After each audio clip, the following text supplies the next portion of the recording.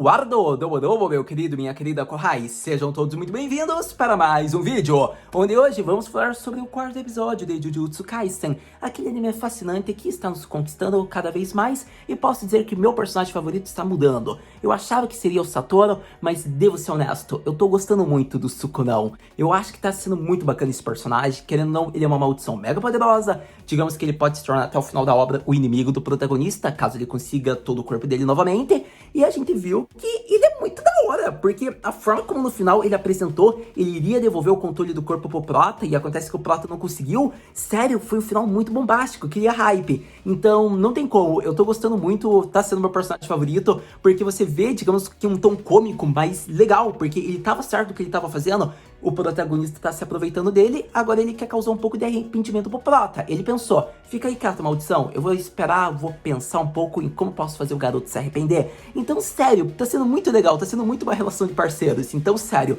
Sukuna é o melhor personagem da obra. Pra todo caso, esse episódio de Jujutsu Kaisen, talvez ele se torne um dos melhores episódios, ou talvez o melhor da temporada. Quem lê o mangá pode me dizer se ele vai ser o melhor da temporada. Só isso, nada de spoilers.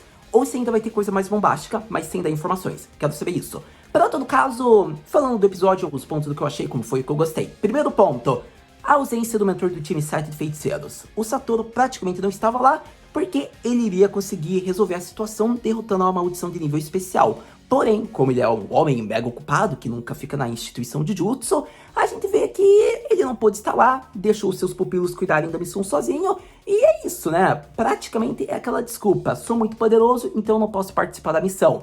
E eu acho que isso pode se tornar um problema caso sempre toda missão seja assim. Eu espero que não seja, mas não dá pra saber. Para todo caso, se realmente faz jus à reputação que ele disse que pode derrotar o Sukuna, então praticamente a gente já vai ver um distanciamento, não é sempre que a gente vai vê-lo presente, pelo menos em missões com o protagonista. É o que eu acredito. Mas, para todo caso, não acho errado, não julgo, mas é meio que chato, né? O personagem não poder aparecer porque ele tem uma força sobre-humana, é muito poderoso, e ele poderia resolver se estivesse naquele local. Pelo menos é o que eu acho.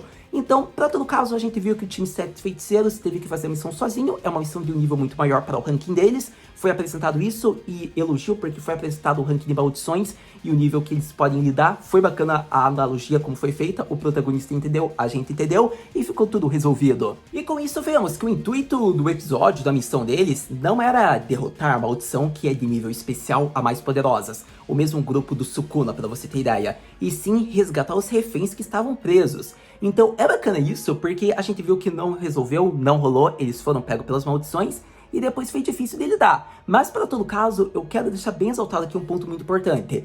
Foi interessante isso, porque apresenta realmente que eles não estão preparados, eles não são tão fortes assim para enfrentar um inimigo muito poderoso, e também mostra que o protagonista pode reprimir o Sukuna dentro do seu interior, mas numa luta, acho que mano a mano, ele não seria forte o suficiente para derrotar sua maldição parceira.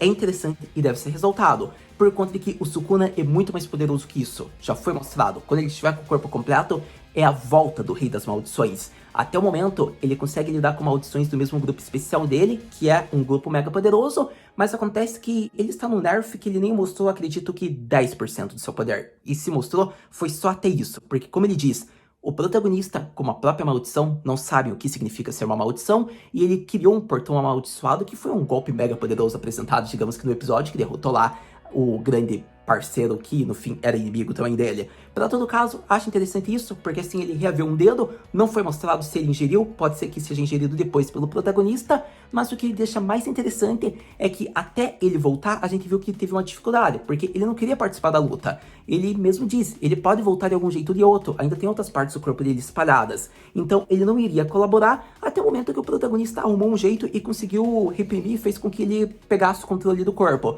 Foi bacana isso porque vimos que o Prota estava esperando o momento que o Fushiguro conseguisse salvar Nobara para eles recuarem. É interessante ressaltar porque se o Sukuna tivesse feito com sucesso o plano dele e a maldição seguissem, o protagonista teria arrependimentos. Mas a gente notou que não foi bem assim, porque a maldição é muito ligada ao local onde ela foi criada, então ela não queria sair. E vemos no que deu, ela foi derrotada, morta, destruída. Para todo caso, ainda deve ser ressaltado que o momento que o protagonista não volta é interessante, porque a gente não sabe se foi a fase física, o vigor dele ficou esgotado, ficou num estado de quase vida ou morte. A gente não sabe também se foi a questão, digamos que, da força mental dele, digamos que todo o psicológico dele é abalado, e para isso talvez ele tenha que ter um estado físico bom como psicológico para reprimir o Sukuna. Então a gente vê que a maldição dos reis, o rei das maldições, tá libertadão e o prota não tá conseguindo reprimir. E assim fica a curiosidade, porque a gente não sabe a que fenômeno fez com que o Sukuna consiga controlar o corpo do protagonista, sendo que ele sempre conseguia reprimir. Mas o mais interessante de tudo isso foi o próprio Sukuna falando: "Ô Kozo, o Ari pode retomar." E não aconteceu isso, mostrando que o Sukuna voltaria para o corpo, para o interior, mas o prota não conseguiu. E por que o prota não conseguiu? Isso a gente não sabe, mas o que eu elogio foi a forma como o Sukuna se portou, porque foi muito engraçada. Para todo caso, acredito que ainda assim a cena mais marcante do Itadori foi o punch amaldiçoado, por conta de que foi a primeira vez que o protagonista consegue conduzir uma maldição sem ser uma maldição do próprio interior que ele devorou. É bacana porque ele conseguiu colocar toda a negatividade dele, toda a raiva, frustração, medo, ódio. Então, por mais que não tenha sido um soco tão poderoso, a gente já viu que realmente o Itadori vai ligar muito no corpo físico, na força sobre-humana e em golpes especiais devido à sua força, aos seus sentimentos. Para enfrentar uma maldição do nível especial, ele ainda não tem, digamos, um bom preparo, mas com bom treino, possivelmente ele vai conseguir sem utilizar-se do Sukuna. Então acho que é interessante esse episódio, porque já abre duas possibilidades: uma do protagonista não usar muito Sukuna, devido ao que ocorreu no episódio mais recente, e a outra possibilidade vai ficar mais em torno, digamos que, desse poder que ele adquiriu, que são punches amaldiçoados, usados seus sentimentos para criar armas físicas usando do próprio corpo. Então eu acredito que foi uma ótima forma de encerrar. Conta que quando ele usa esse soco, ele termina a batalha, ele continua no seu estilo, na sua convicção, sem querer se arrepender, porque foi algo abordado nesse episódio. Ele arrependeu-se, ele mostrou sentimentos, isso foi interessante. Ele estava seguindo o que o diretor falou, mas ele não queria quebrar a convicção e a determinação, o estilo de viver que ele decidiu. Então, com isso, ele fez tudo o que podia. Eu acho que esse soco foi muito bem dado, porque mostra a volta do Itadori, ao mesmo modo que o soco não é o bastante, e por isso ele usa sua arma secreta, seu trunfo. E a partir desse momento, vemos que foi o final do episódio, onde ele não consegue retomar o controle, e a hype foi criada. Sem dúvidas, ótimo episódio para Jujutsu Kaisen, que deveria ser abordado e exaltado, por conta de que foi ótimo em tudo que foi apresentado, do início até o final. Vemos que a briguinha de ideologias entre Fushiguro e nosso querido protagonista gerou em torno do sequestro Nobara, até Fushiguro reavê-la. Vemos que ele teve que lidar com um nível especial sozinho, até o momento que ele conseguiu libertar seu as na manga, e vemos que no final ele não consegue voltar para seu corpo. Com isso a gente pensa, qual o motivo? É o sofrimento que ele levou? Desgaste físico? Ele tá inconsciente? Mas quando ele poderá acordar, sendo que ele está fora do controle do corpo dele, sendo que uma maldição está controlando?